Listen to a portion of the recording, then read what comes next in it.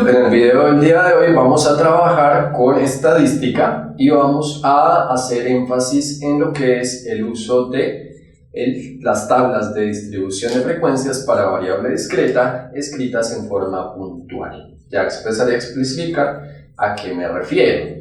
Entonces, en videos anteriores charlábamos sobre la importancia de encontrar la naturaleza en una variable estadística y definíamos tres tipos de naturalezas: naturaleza cualitativa, naturaleza ordinal y naturaleza cuantitativa, donde la naturaleza cuantitativa tenía como diferencia a la variable cualitativa, mirándolos como dos grupos separados, que sí tenía un peso numérico. Bien, entonces, ¿qué es lo primero que uno hace siempre que tiene que trabajar con datos estadísticos? Lo primero siempre es analizar el tipo de variable.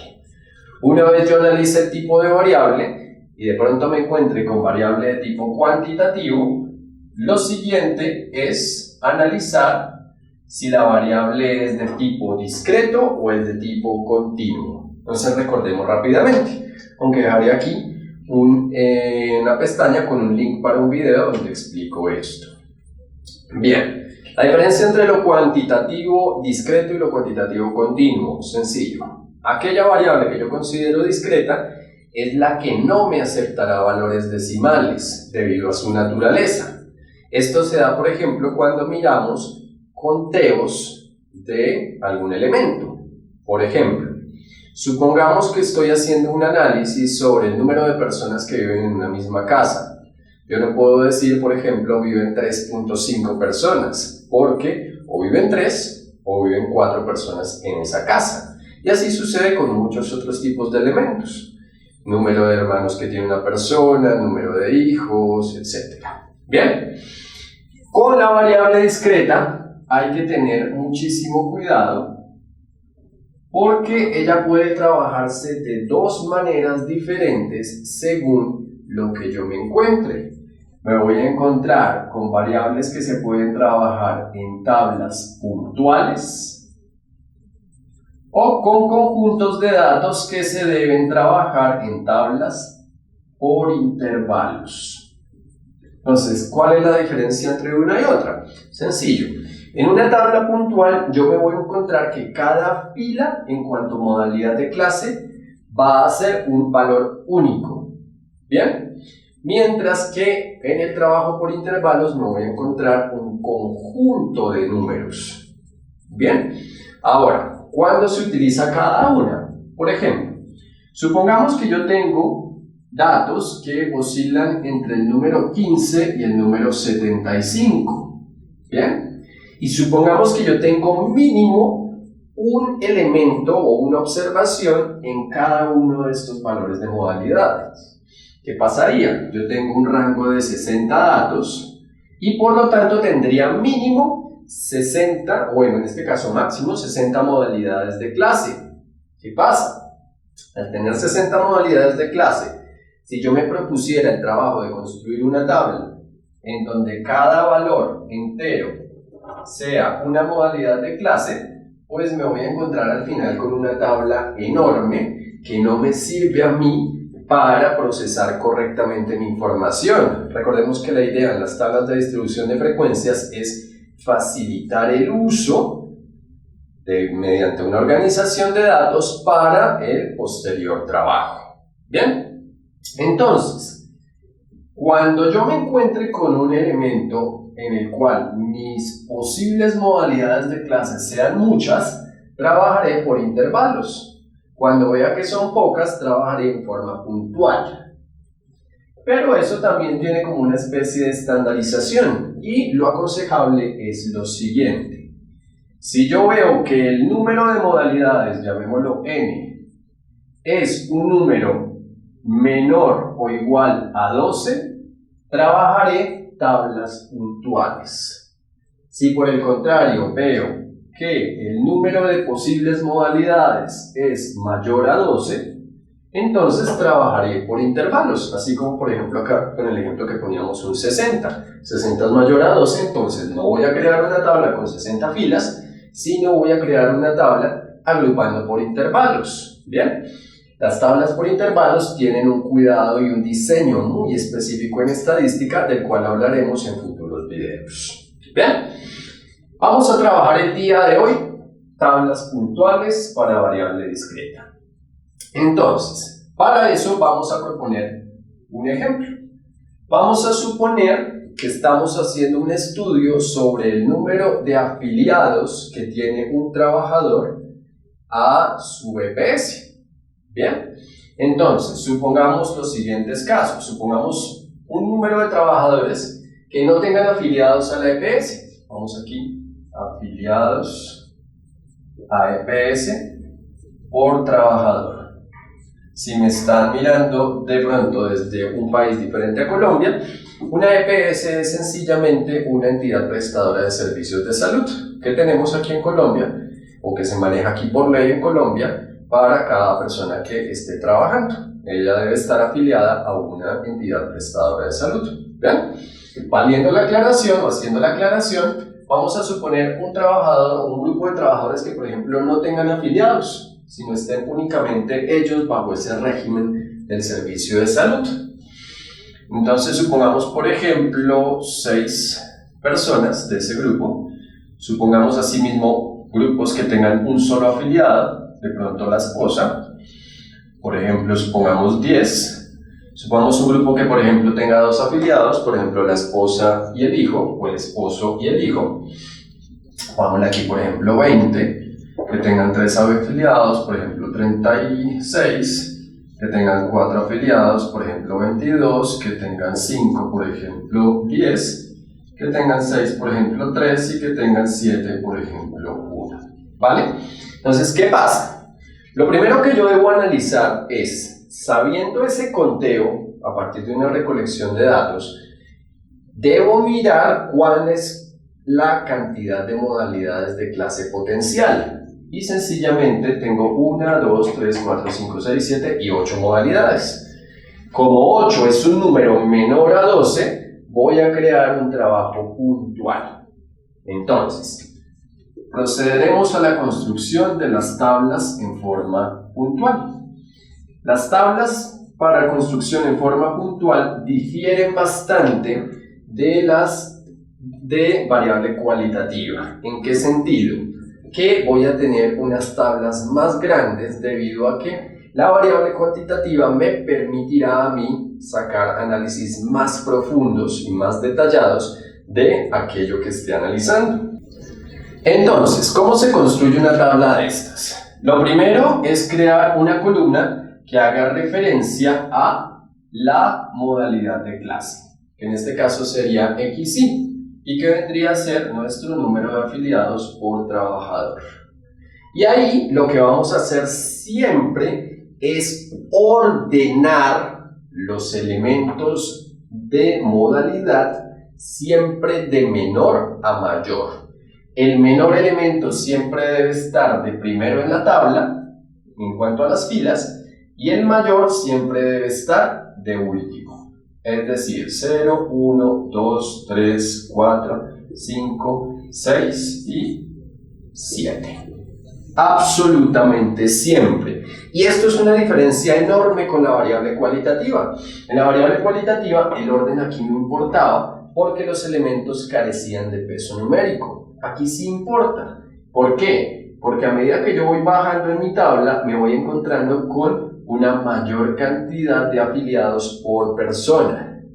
4 es mayor que 0, por eso 4 debe ir debajo del 0. ¿Bien? Siempre repito esto ordenado, voy a escribirlo así, de menor a mayor. Bueno, una vez tenemos nuestras modalidades preparadas, lo siguiente es crear una casilla que haga referencia a la frecuencia absoluta de cada uno de nuestros modalidades de clase. Y eso, al igual que en la variable cualitativa, hace referencia sencillamente a la cantidad de observaciones por cada vez que vi un número de estos. Entonces, 0 en mi recolección de datos aparecía 6 veces, por lo tanto, la frecuencia absoluta será 6. Para 1 será 10, para 2 será 20, y así sucesivamente con todas las demás modalidades. Lo siguiente que vamos a crear es una casilla que haga referencia a la frecuencia absoluta pero acumulada. Entonces voy a escribirla aquí. Frecuencia absoluta acumulada. ¿Y qué es eso de la frecuencia cuando viene con acumulación? Hace referencia sencillamente a la cantidad, que es absoluta, de observaciones menores o iguales a un valor de modalidad de clase.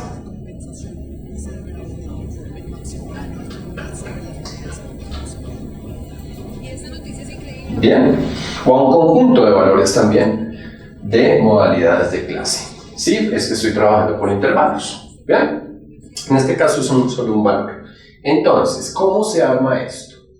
Por ejemplo, la primera hace referencia a qué cantidad de observaciones son menores o iguales a 0 afiliados. Como no hay valores menores a 0 afiliados, sencillamente serían los iguales, es decir, los 6 afiliados que pertenecían a este grupo. Siempre va a pasar lo mismo. El primer valor de frecuencia absoluta acumulada es el mismo primer valor de frecuencia absoluta no acumulada. ¿Bien?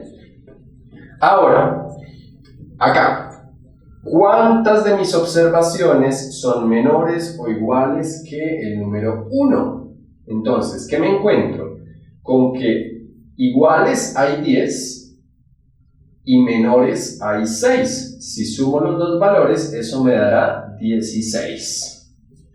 Para el siguiente, ¿qué cantidad de observaciones son menores o iguales a tener 2 afiliados? Entonces, sirven los 20 porque son de 2 afiliados, sirven estas 10 observaciones porque son de un afiliado, y sirven estas 6. Si sumo estos 3 valores, eso me va a dar 36.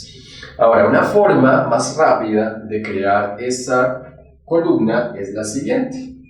El primer valor lo vamos a pasar igualito, y de ahí en adelante vamos a empezar a hacer sumas en diagonal. Entonces, 6 más 10 nos da 16. 16 más 20 nos da 36. 36 más 36 nos dará 72, si a 72 le sumo 22, nos dará 94, si a 94 le sumo 100, nos dará 104, si a 104 le sumo 3, nos dará 107, y si a 107 le sumo 1, nos da 108, que debería ser lo mismo que yo obtuviera si hiciera la suma de mis valores de frecuencia absoluta.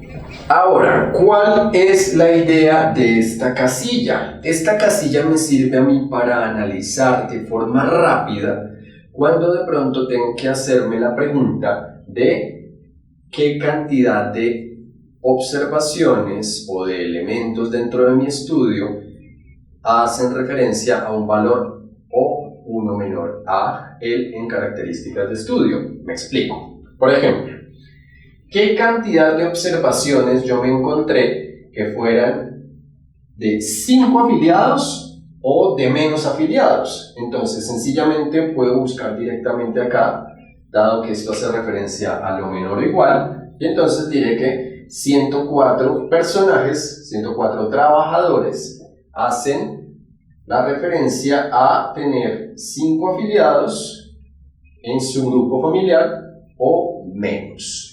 Bien, otra posibilidad, si yo me preguntara, por ejemplo, ¿cuántos de mis trabajadores tienen una cantidad de afiliados menor a 4?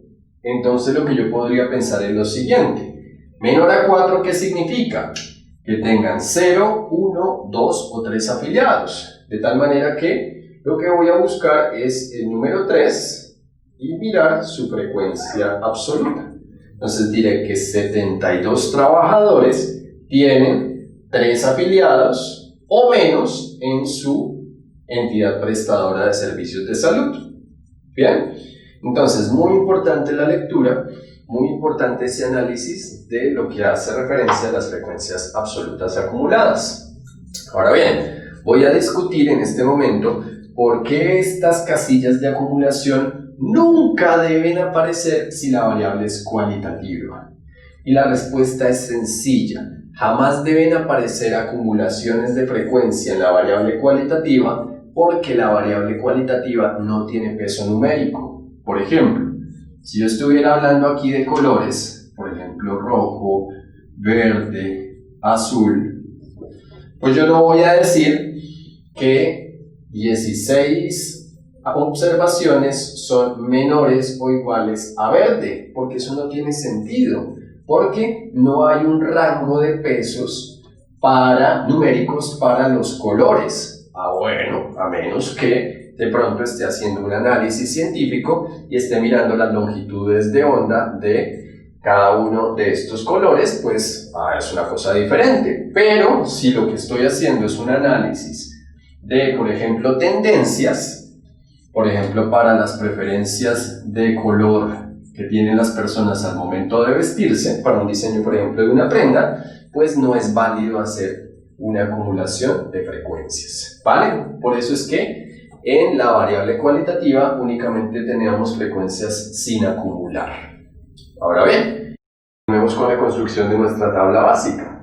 Viene una tabla referente, o mejor, una columna referente a las frecuencias relativas y se calcula exactamente igual que en atributos. Una frecuencia relativa es un valor porcentual y por lo tanto lo que se hace es coger la frecuencia sin acumular y hacer la división parte a todo. Entonces vamos a hacer rápidamente esos cálculos. Una vez tenemos todos los resultados de hacer nuestras divisiones entre nuestro valor de frecuencia sobre el total, que es de 108, entonces recordemos HI se calcula como NI sobre N mayúscula, donde N mayúscula hace referencia a el total. Lo que hacemos es sumar todos estos resultados para verificar que obtengamos el 100%. Recordemos que aquí se hicieron aproximaciones por excesos y defectos y por lo tanto es posible que nos toque generar corrección de aproximación. Entonces vamos a hacer rápidamente la suma. Esta suma nos da 1.0001. ¿Qué quiere decir eso? Que hubo un error de 1/10 milésima en aproximaciones debido a que aproximamos un dato más por exceso de lo que deberíamos. Y entonces la corrección se hace de una manera similar a la que ya discutíamos. Cojo cualquier valor que aparezca aquí en mis frecuencias una sola vez, por lo que es una sola la que hay que cambiar, y la modifico, la que yo quiera. Por ejemplo, supongamos esta de aquí, voy a poner en 55. De tal manera que si yo hiciera la suma, eso ya me daría el 100% exacto. Bien, recomendación, siempre hacer inmediatamente, termine de calcular las frecuencias relativas, la sumatoria y la corrección de aproximación. Lo siguiente consiste en crear una columna para las frecuencias relativas acumuladas. Entonces, esto será frecuencia relativa acumulada. Si se dan cuenta, las representaciones son con la misma letra que hago referencia en las no acumuladas, pero mayúscula para las acumuladas, minúscula para las no acumuladas. ¿Qué quiere decir eso? Si yo veo un n con un subíndice, hago referencia a una frecuencia absoluta sin acumular. Pero si la n es mayúscula, es frecuencia absoluta con acumulación. Si veo un h con una subíndice, significa que es una frecuencia relativa propia de cada característica aquí de clase. Y si la veo con la mayúscula h, pues hablaré de un porcentaje, en este caso, de observaciones menores o iguales a un grupo de valores de las modalidades de clase. Y acá se maneja de manera exactamente igual. Simplemente el primer número lo paso igualito y luego voy haciendo las sumas en forma cruzada. Entonces, 0.0555 más 0.0926 nos da 0.1481. Y si a 0.1481 le sumamos el punto 1852, eso nos da 0.3333. 29, si le sumo lo de acá, eso nos dará 0.9907, y si a eso le sumo el último número, nos tiene que dar exactamente el 100%, y es lo que ocurre. ¿Bien? Entonces, ¿por qué la sugerencia es hacer primero el ajuste de corrección antes de hacer el cálculo de la frecuencia frecuencia relativa acumulada? Sencillo. Porque si yo no hago primero el ajuste de corrección y hago toda esta suma, aquí no me va a dar el 100% exacto y me va a tocar hacer ajuste aquí y después ajuste acá. Entonces la sugerencia es siempre calcular las frecuencias relativas, hacer la sumatoria, hacer el ajuste si es necesario, y cuando ya tengas esto en el 100%, ajustar los demás elementos o hacer mejor la suma de estos más elementos. Y así se construye en forma puntual nuestra tabla de distribución de frecuencias para variable discreta, siempre que yo trabaje con formas puntuales, es decir, cuando tenga pocas modalidades de clase. Lo máximo que debería tener serían 12 modalidades. La interpretación de estos valores es muy sencilla. Por ejemplo, escojamos números al azar y hagamos un análisis rápido de cómo interpretar cada uno de esos numeritos dentro de nuestro contexto que hace referencia a afiliados a entidades prestadoras de salud por cada trabajador. Entonces, por ejemplo, si cojo este 20, como es una frecuencia sin acumular y es absoluta, el 20 hará referencia a que tengo 20 trabajadores que tienen únicamente 2 afiliados a sus empresas prestadoras de servicios de salud. Si miro por ejemplo este 94, significa que, como es una frecuencia acumulada, tengo 94 trabajadores que tienen 4 afiliados o menos, es decir, 0, 1, 2, 3 o 4 afiliados a sus servicios de salud. Si miro por ejemplo este número de acá, significa que el 18.52% de mis trabajadores tienen únicamente 2 afiliados. Y eso lo puedo interpretar también de otra manera. Como esto es porcentaje, y el porcentaje siempre se trabaja pensando en un total de 100 unidades, yo podría pensar que 18.5, redondeándolo sería 19, de cada 100 trabajadores tendrán 2 afiliados, si es que quiero hacer una prospectiva, ¿vale? O por ejemplo acá, 6 de cada 100 trabajadores estarán cumpliendo con esa característica. La idea de trabajar en porcentaje, recordemos, es que yo pueda hacer comparaciones.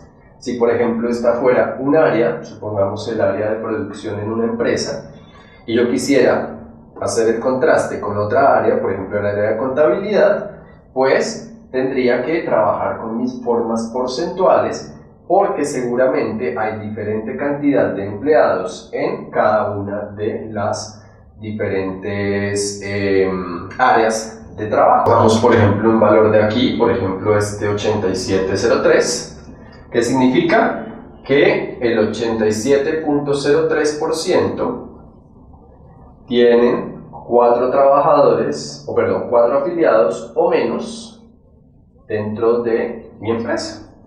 O, si lo quiero leer de otra forma, 87 de cada 100 trabajadores tendrían 4 afiliados o menos, si es que quiero llevarlo a un análisis en forma de porcentaje.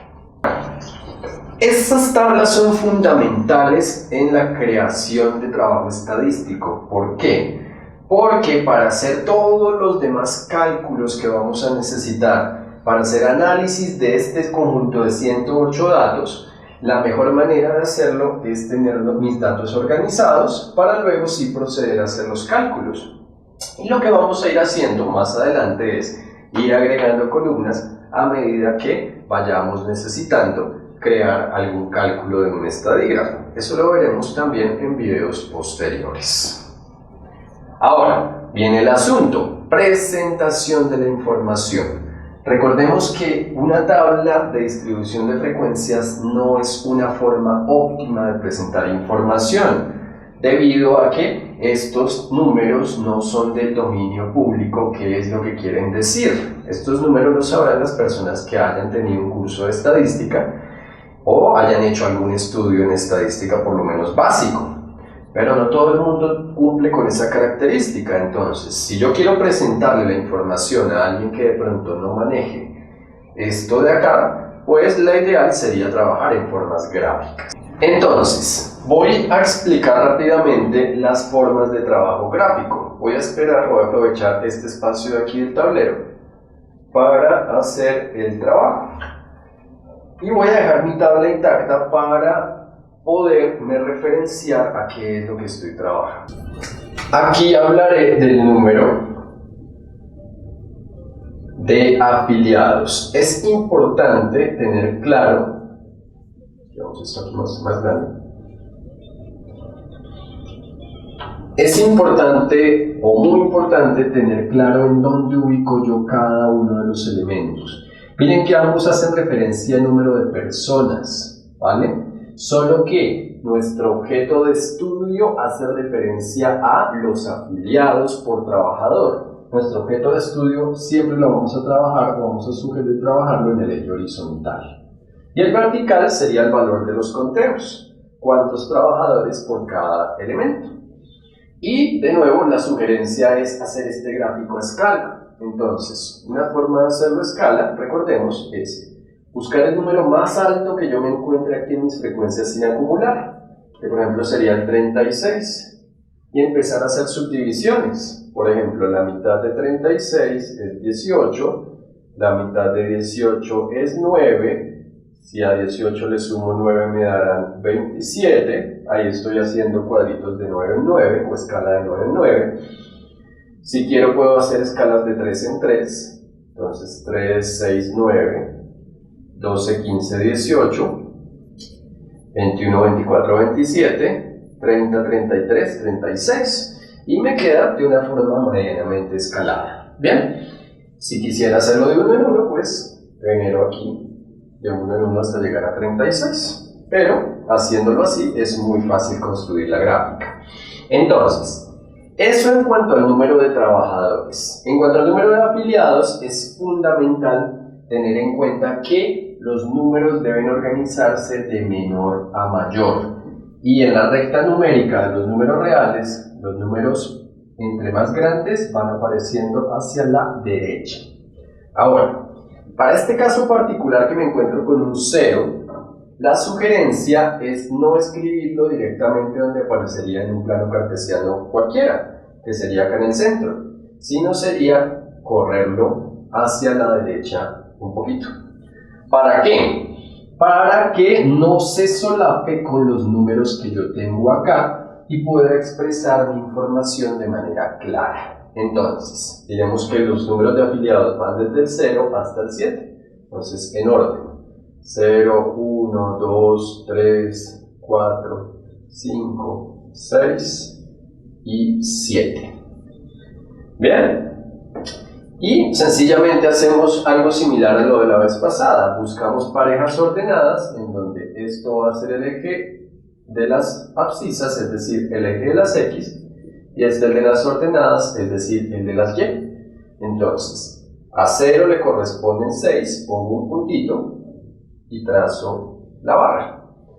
A 1 le corresponden 10, entonces aquí, como sé que estos son 12, 10 será partir esto un poquito más arriba, así funcionará nuestra escala.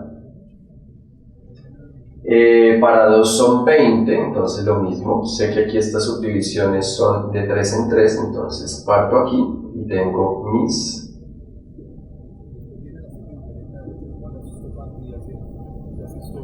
20 trabajadores. Si quiero puedo ponerle la etiqueta que aquí son 20, que aquí son 10, Y así con todos los demás. Y ese sería nuestro diagrama en barras de esta situación, la cantidad de afiliados por trabajar, y es fácil de leer. Si yo organizo muy bien acá mi titulación, tanto del gráfico como de los ejes, pues es muy fácil de entender. Voy a analizar cuántos afiliados tiene en la EPS cada trabajador. Entonces, 0 afiliados tienen 6 trabajadores, 1 afiliado tienen 10 trabajadores, y así sucesivamente. ¿Bien? Ese es uno de los gráficos. Ahora, otro gráfico que se suele utilizar para mirar variación de los datos constituye un gráfico que trabaje con frecuencias acumuladas. Y ese gráfico, para este caso, de la variable de tipo discreto trabajada en forma puntual, se conoce como el gráfico de escalera.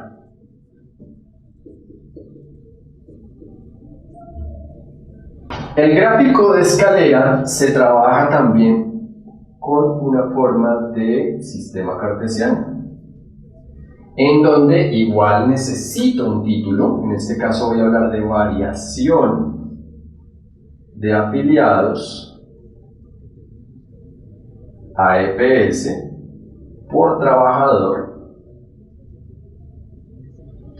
y en donde aquí en el eje horizontal de nuevo hablaré del número de afiliados, escribirlo por aquí arriba, número de afiliados, y acá tendría que hablar del número de trabajadores.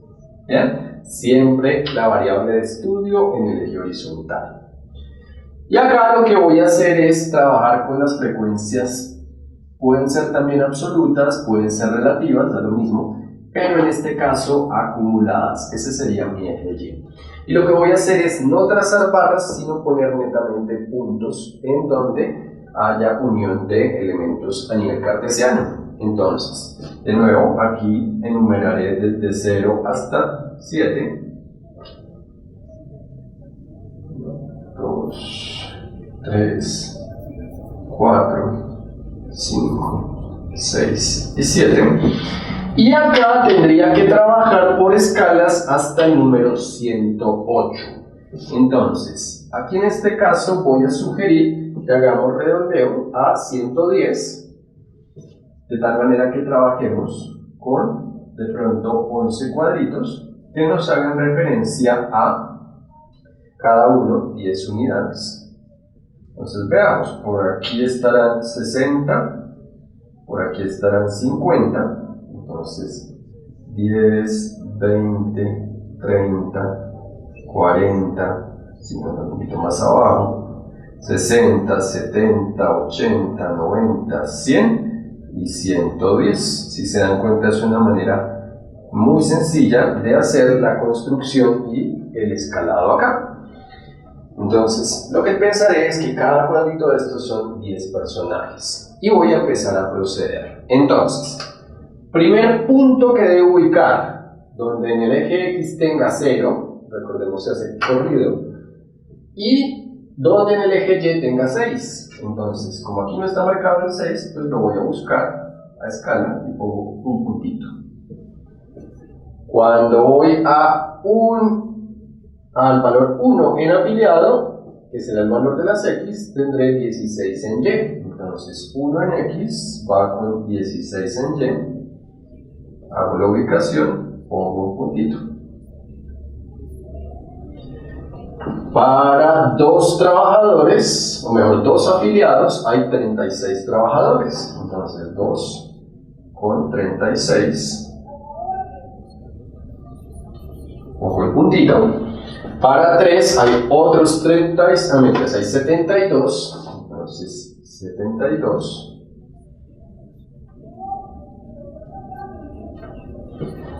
Para 4 hay 94, pero más o menos aquí en la mitad.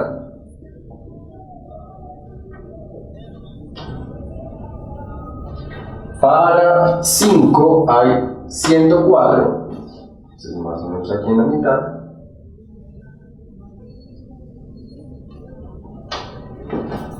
Para 6 hay 107, entonces un poquito más aquí abajo, estarán los 107 y 108. Entonces 107 para 6 y 108 un poquito más arriba para 7.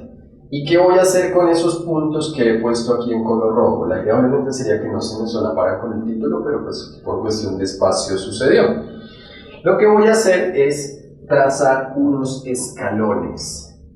Ahora bien, lo más lógico sería que uno pensara, no, pues uno de los puntos. Pero no, porque si yo uniera puntos, yo estaría pensando que hay valores intermedios entre 0 personas y 1 persona. Entonces, media persona con un valor no tiene sentido y por eso lo que se hace es trazar unos escalones. Entonces, siempre va desde el eje horizontal hacia el primer valor, una línea sostenida, línea punteada vertical, línea sostenida horizontal y así sucesivamente. Y eso sirve para mirar variación de mi sistema. ¿Cómo se lee esto? Pues sencillo, entre más alto sea el escalón es porque hubo una variación más grande, es decir, el grupo que tiene mayor frecuencia es donde se presentó la mayor variación.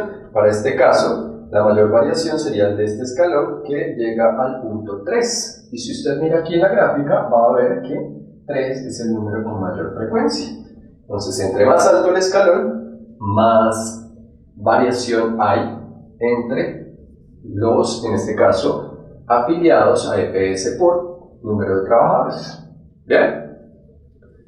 Bueno amigos, espero que esto les haya servido bastante para hacer su construcción y su trabajo con variable discreta en forma puntual. En próximos videos estaremos viendo cómo se trabaja cuando hay que hacer obligatoriamente intervalos. ¿Ven? Si les ha gustado el video, me encantaría que me colaboraran con un me gusta, que se suscribieran al canal si aún no lo están, que por supuesto compartiéramos con nuestros amigos para aumentar nuestra comunidad del conocimiento. Y si todo este tema de la estadística viene a ser de interés particular para usted, le sugeriría que se suscribiera al canal y activara la campanita para que le vengan todas las notificaciones. Recordemos que en estos días voy a estar trabajando muchos videos sobre estadística, entonces pues para que esté pendiente de qué es lo que viene. Bueno, muchas gracias. Chao, gente.